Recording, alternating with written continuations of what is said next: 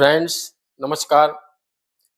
आज की वीडियो में मैं बात करूंगा वृषभ लग्न की कुंडली में सूर्य थर्ड हाउस में कर्क राशि में बैठा हुआ है।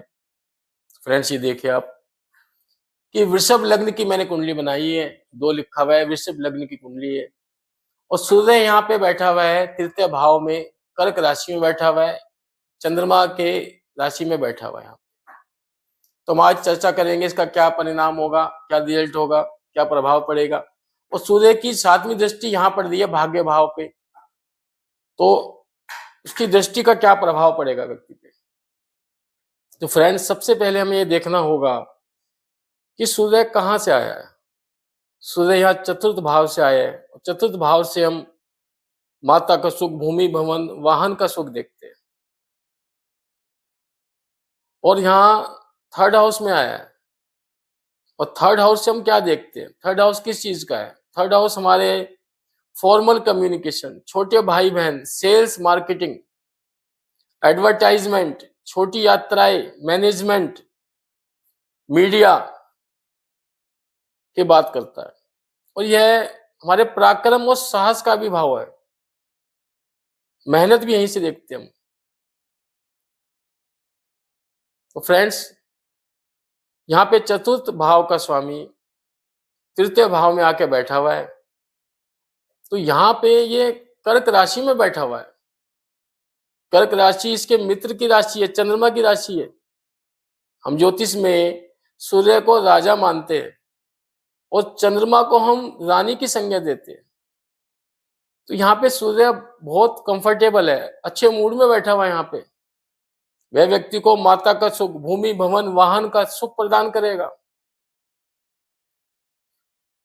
और विशेषकर थर्ड हाउस में जो कोई गर्म ग्रह होता है वो अच्छे परिणाम देता है, क्योंकि सूर्य यहाँ पर गर्म ग्रह है और यह पराक्रम और साहस का भाव है। तो सूर्य को यहाँ पे डायरेक्शनल स्ट्रेंथ मिल रही है, उसको अपने स्वभाव के अनुसार यहाँ काम करने को मिल रहा है। तो यहाँ वह पूरी शक्ति से यहाँ पे काम करेगा और इस हाउस को अच्छी तरह संभालेगा। तो ऐसा व्यक्ति अपने पराक्रम और साहस के बल पे बड़ी सफलता प्राप्त करता है। ऐसा व्यक्ति बहुत मेहनती और आत्मविश्वासी होता है और अपने दम पर जीवन में सफलता प्राप्त करता है। उसे छोटे भाई बहनों का सुख प्राप्त होता है, सहयोग प्राप्त होता है और माता का सुख भी प्राप्त करता है, जैसे कि मैंने बताया। और ऐसा व्यक्ति अपना कैरियर प्रकाशन, मीडिया, पत्रकारिता, मार्केटिंग, कला, अभिनय, संगीत, एडमिनिस्ट्रेटिव सर्विसेज, इसमें अपना कैरियर बनाता है। फ्रेंड्स, यदि हम बात करें 7वीं दृष्टि की कि सूर्य की 7वीं दृष्टि कहाँ पड़ रही है, तो सूर्य की 7वीं दृष्टि मैंने आपको बताया कि भाग्य भाव पे पड़ रही है। अब भाग्य भाव पे यहाँ पे देखिए आप 10 लिखा हुआ है, ये मकर राशि है, ये शनि की राशि है और शनि यहाँ पे नवम भाव और दशम भाव का स्वामी है। तो 11 लिखा हुआ है, कुंभ राशि है, ये भी शनि की है। तो शनि यहाँ पे 2 हाउसेस का स्वामी है। फ्रेंड्स, यहाँ पे सूर्य और शनि का जो संबंध है वो पिता पुत्र का संबंध है, परंतु फिर भी सूर्य और शनि में आपस में बनती नहीं है, एक दूसरे के शत्रु समझे जाते हैं। परंतु सूर्य फिर भी पिता है, वह शनि की राशि को, इसके घर को नरम हृदय से दिखेगा और अच्छे ही रिजल्ट देगा। यहाँ पे हमें शनि की प्लेसमेंट भी देखनी होगी। शनि की प्लेसमेंट कहाँ है, जैसे शनि की प्लेसमेंट यदि नवम भाव में या दशम भाव में हो जाती है तो शनि की प्लेसमेंट अच्छी समझी जाएगी। या शनि तुला राशि में उच्च का होकर बैठ जाता है तब भी इसकी प्लेसमेंट अच्छी समझी जाएगी। और सबसे बड़ी बात यह कि ये जो लग्न है, ये वृषभ लग्न है और इसका स्वामी शुक्र है और शुक्र से शनि की बनती है। शुक्र और शनि मित्र है, तो शनि यहाँ पे बुरे रिजल्ट नहीं देगा, अच्छे रिजल्ट देगा। क्योंकि ये देखो वृषभ लग्न है, वृषभ लग्न इसका स्वामी शुक्र है और शनि और शुक्र जो है मित्र है, तो वह इस लग्न को सपोर्ट करेगा, इस कुंडली को सपोर्ट करेगा शनि, और अच्छे रिजल्ट देने की कोशिश करेगा। तो फ्रेंड्स, यहाँ पे व्यक्ति को भाग्य का साथ मिलेगा, पर तभी मिलेगा जब वह मेहनत करेगा और अनुशासित जीवन जिएगा और अपने पुरुषार्थ पे भरोसा रखेगा। अगर वो आलसी रहेगा तो उसको भाग्य का साथ यहाँ पे नहीं मिलेगा। क्योंकि शनि मेहनत की बात करता है, अनुशासन की बात करता है, न्याय की बात करता है शनि, और यहाँ पे शनि सपोर्ट कर रहा है क्योंकि शनि लग्नेश शुक्र का मित्र है। वो व्यक्ति को सपोर्ट करेगा, भाग्य में सपोर्ट करेगा, क्योंकि भाग्य भाव में बैठा हुआ है और कर्म भाव में शनि बैठा हुआ है यहाँ पे, तो वह उसको सपोर्ट तो कर रहा है। परंतु उसकी एक कंडीशन है कि व्यक्ति मेहनती होना चाहिए, अनुशासित जीवन जिए और उसके आचार विचार ठीक रहे, नैतिकता उसके जीवन में बनी रहे। और क्योंकि ऐसा व्यक्ति जो भावुक भी होता है, भावुक इसलिए होता है क्योंकि कर्क राशि है, चंद्रमा की राशि है और चंद्रमा जो है मन का कारक है, तो भावुकता में कोई गलत फैसला भी ले सकता है वो, तो उसको ध्यान रखना पड़ेगा कि भावुकता में, कोई जल्दबाजी में कोई गलत फैसला ना ले वो, तो इससे इसको बचना पड़ेगा, जल्दबाजी से। तो फ्रेंड्स, हम ये देखेंगे जो नवम भाव है ये पिता का भी भाव है, धर्म का भाव है, पिता का भाव है, भाग्य का भाव है।